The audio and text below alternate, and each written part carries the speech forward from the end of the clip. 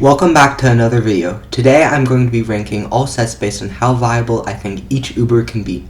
I will not be covering exclusive sets that are not part of the regular rotation. This applies to mid and late game, as almost any Uber can work in the early game. Without further ado, let's begin.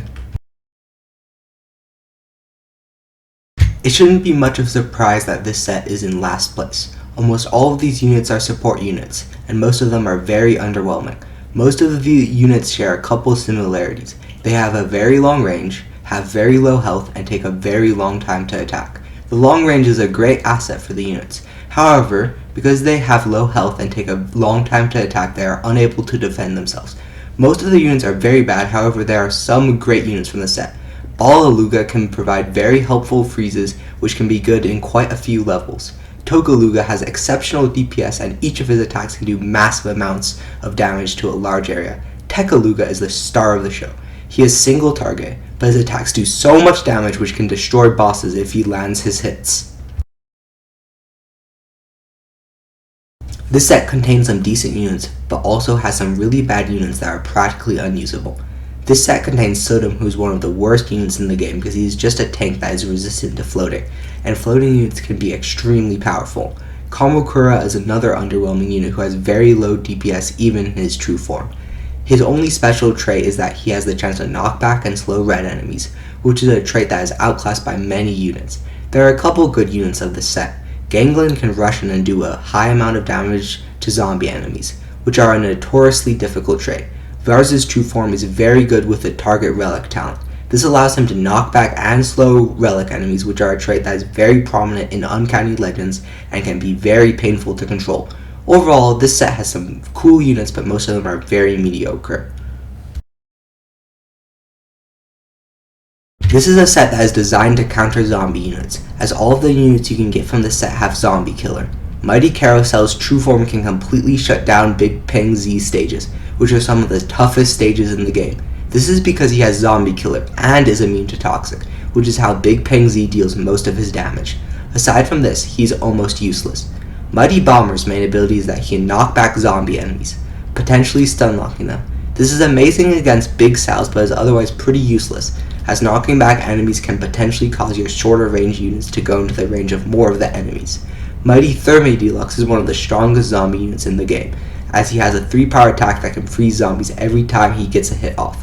Mighty Dreadnought does massive damage to red and zombie enemies, which makes him a very strong counter for them. This is one of the 2 anti-alien sets in the game, and at this point in the list it is definitely worth pulling on all of these sets that are coming up. It is worth mentioning that pulling any of these units while you are in Into the Future is very valuable, because that section of the game is swarmed with alien enemies, so having a powerful anti-alien unit is valuable. Takachi is one of the underwhelming units of this set, because they are simply a tank for floating, angel, and alien enemies, and many of these enemies have high DPS which can melt Takachi. Blizza is also quite bad because her only ability is a 50% chance to slow alien and zombie enemies. This ability is decent, however she is outclassed by other crowd controllers.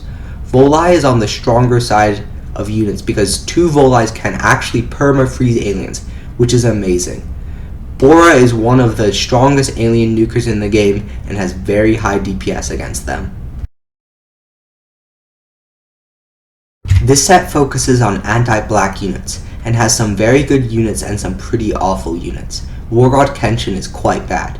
Its 2 abilities are strong against black and the ability to knock back black enemies. Knockback is not a strong effect in general, so a unit who specializes in knocking back units will often be underwhelming. Wargod Nobunga can perma-freeze black units, which looks extremely appealing at first. However, it is outclassed by Bomber Cat, who is much cheaper and can also perma-freeze black units with just 2 of them. While most units in the set are okay, its ranking is brought up by Wargod Yukamuro, who is incredible. It rushes in and does massive damage to all black enemies. When it is knocked back, it simply charges in again and bursts out more damage. It is essentially an anti-black awakened Bahamut Cat that can also do okay against any trait. This is the second anti-alien set in the game, and this set has some of the most versatile units in the game. Each unit gets different abilities and targets different traits based on the form. This is great because each unit can do 3 different things. The worst unit of the set is definitely White Knight Cyclops, who has rather underwhelming abilities in all forms except his true form, where he does massive damage to Aku enemies. Unfortunately, I feel like Aku enemies are not that much of a threat, and it lacks a 100% chance of piercing Aku enemies' shields. I think all other units in the Dark Heroes can serve a very good role. Catman is a very strong unit and can do a lot of damage to a lot of different traits. With all forms, Catman can have the ability to do massive damage to Floating, Alien, Angel, and Relic. The fact that he can do a lot of damage to this many traits gives him insane versatility. Overall, this set has pretty strong units. This set has a lot of variety to it, and most of the units are strong and are worthy of their uber status. The worst of the bunch is Mycera, whose only special trait is the chance to dodge traitless enemies, and she creates a small wave attack with each hit. The wave attack is cool, however, her DPS is so low that her wave attack will barely make a dent in most enemies. She also takes a long time to attack, so her wave attacks don't happen often. Coppermine is another just okay unit of the set. In her true form, she has a 75% chance to freeze floating enemies. This is insane when it procs, however, having to rely on chance is not ideal. One of the better units of the set is Kat. She is resistant to floating and has such an absurd amount of health against them. She also does an insane amount of damage at close range. Kalisa is a anti-angel rusher who is decent in general but amazing against angel enemies. Ultra Souls can have arguably more versatility than Dark Heroes, and all of the units can be very powerful.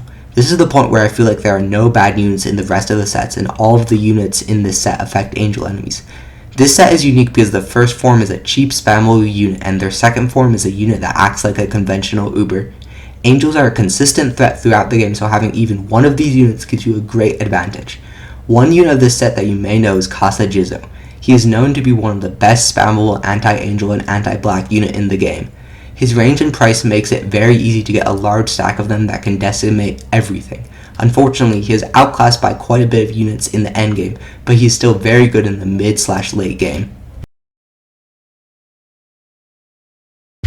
This set has a lot of variety and contains some of the craziest units in the game. To start, we must mention Last Boss. He has a chance to do 3 times his normal damage, which is already crazy. He also increases his attack power by 50% at 30% health.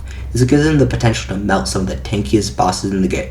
We also need to mention Barlowcat, who's in my opinion in the top 5 best endgame Ubers. He has a very short recharge time for an Uber and is also quite cheap. He is single target, so his DPS is very high for a unit.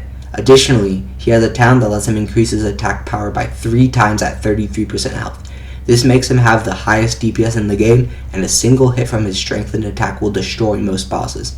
Each unit in the set can fill a specific essential role to your team and destroy certain stages, so rolling on the set is a very good idea.